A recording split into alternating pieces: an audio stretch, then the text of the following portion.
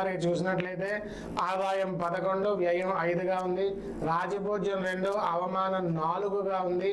ఈ మీనరాశి వారికి ఈ సంవత్సరం క్రోధినామ సంవత్సరంలో ఈ మీనరాశి వారు ఎలాంటి ఫలితాలు పొందబోతున్నారు, వీళ్ళకి ఈ జీవనం ఎలా ఉంటుంది అనేది మనం ఆలోచించి చూసినట్లయితే ప్రతి విషయంలో కూడా ధైర్యంగా ముందుకు వెళ్ళిపోతూ ఉంటారు.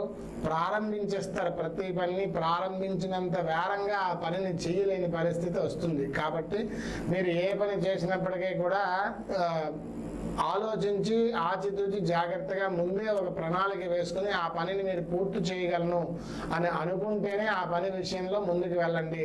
ఉత్సాహంతో ప్రారంభించేసి తర్వాత నిరుత్సాహపడే పరిస్థితి కనిపిస్తుంది. కాబట్టి ఈ విషయంలో కొంచెం జాగ్రత్త పడండి. దిగులు బాగా పెరుగుతుంది. ఏ పనైనా సరే ఆగిపోతే ఔషధ సేవలు చేయాల్సి వస్తుంది. అలాగే నరఘోష ఎక్కువగా మిమ్మల్ని బాగా బాధ పెడుతూ ఉంటుంది. జీవనం తలుచుకుంటే చాలా విచిత్రమైనటువంటి పరిస్థితులు అవి కూడా మీకు బాగా కలుగుతుంటాయి. ఏది చెప్తే అది నిజమని నమ్మి భావించి ముందుకు వెళ్ళిపోతూ ఉంటారు. ఆర్థికంగా బాగా చికాకులు కలుగుతాయి.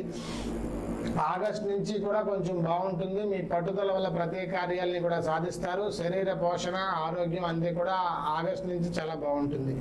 మీ సంతానం మంచి అభివృద్ధిలోకి వస్తుంది. కుటుంబం మంచి దిశలో నడుస్తారు. కొంత మనశ్శాంతి చేకూరుతుంది. ప్రతి పనిని కూడా ఆలోచించి ఆచితూచి అడుగేసుకుని ముందుకెళ్ళి చేయగలుగుతారు. మంచి యోగకాలం మీకు ఆగస్టు నుంచి కూడా ప్రారంభమవుతుంది. అధికారుల మన్ననలు అవి కూడా కలుగుతాయి. ఉద్యోగస్తులకు అనుకున్న ప్రదేశాలకి ట్రాన్స్ఫర్లు అవుతూ కూడా కదులుతాయి. స్థిరత్వాన్ని పొందగలుగుతారు. ఉద్యోగంలో పర్మనెంట్ గానే ఉద్యోగస్తులకు ఉద్యోగాలు ఈ సంవత్సరం మీకు పర్మనెంట్ అవుతాయి. ప్రమోషన్లతో కూడిన బదిలీలు అవి కూడా కలుగుతాయి. మీ తెలివితేటలకు మంచి గుర్తింపు అది కూడా వస్తుంది. సేవా కార్యక్రమాల్లో పాల్గొంటారు. మంచి పేరు ప్రఖ్యాతులు అవి కూడా వస్తాయి. ఎన్నికల్లో పోటీ చేసేవారికి కూడా విజయాలు అవి కూడా కలుగుతాయి. కళాకారులకి అనుకూలమైనటువంటి పరిస్థితి కలుగుతుంది. సినిమా రంగంలో ఉన్న వాళ్ళకి నటీనటులకు కూడా మంచి గుర్తింపు అది వస్తుంది. అవకాశాలు బాగా వస్తాయి. అయితే 1-2 సార్లు ప్రయత్నం చేయాలి. రైతులకి ఈ సంవత్సరం మంచి ఫలితాలు అవి కూడా కలుగుతాయి.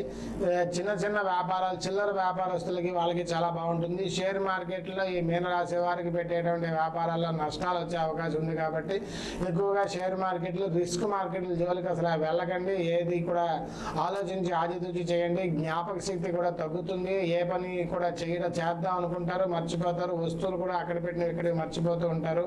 కొంచెం ఇబ్బంది పడే పరిస్థితి ఉన్నప్పటికీ కూడా మీకు ఈ సంవత్సరం కొంచెం బాగానే ఉంటుంది. మహోన్నతమైనటువంటి కాలం మీ దగ్గరే ఉంది. అంతా మీరు ఏది చెప్తే అది అయిపోతుంది అనిపిస్తుంది. కానీ ఏది కూడా కాదు. మీరు అత్యాశకి వెళ్ళేటువంటి పరిస్థితులు ఈ సంవత్సరం మీకు కనిపిస్తున్నాయి. కాబట్టి భూమి మీదే మీరు నడవాలి. ఎక్కువగా ఆలోచించి ఎవరు చెప్పిన మాటలు వినేసి కూడా ఒక వెంట్రుకను కట్టి కొండను లాగే పరిస్థితులు అవి నిజమని నమ్మకండి. చాలా జాగ్రత్తగా ఉండండి. శుభమస్తు.